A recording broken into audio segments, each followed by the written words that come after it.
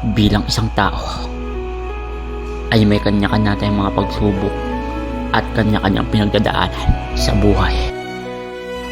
Mahirap ang buhay, pero pinipilit pa rin natin kayanin para sa ating kinabukasan. Panginoon, patuloy niyo po sana akong gabayan sa lahat ng mga pagsubok sa buhay ko. Huwag niyo po sana akong papabayaan. Alam ko po na mahal niyo po ako. At alam ko na nariyan lang kayo sa buhay ko. Panginoon, kayo po ang may alam ng lahat ng bagay. At kayo po ang may hawak ng mundo. Panginoon, huwag niyo po sana papabayaan yung mahirap at yung mga taong inosente.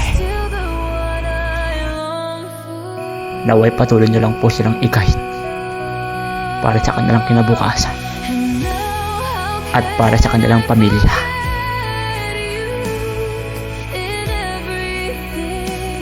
Panginoon, ikaw lang ang aming lakas at wala nang iba. Naway patuloy po kayo maghari sa aming mga puso't isip.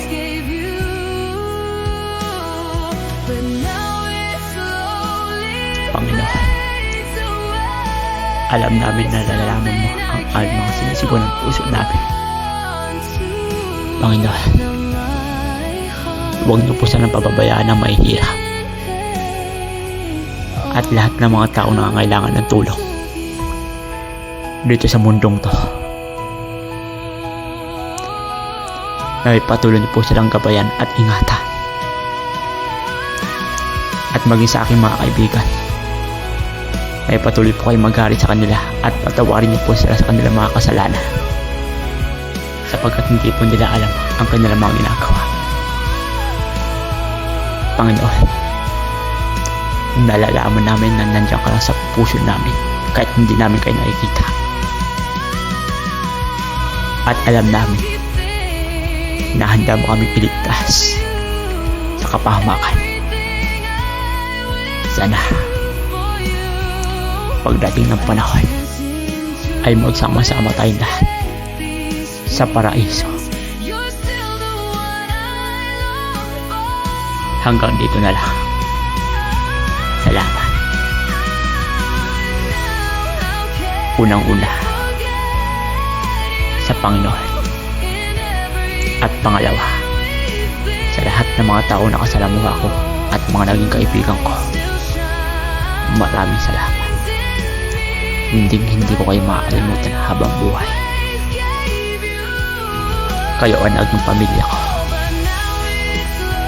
at naging sandigan at naging mga kapatid. Kahit hindi ko kayo kadugo, ay nandyan pa rin kayo na handang tumulong kahit mahirap.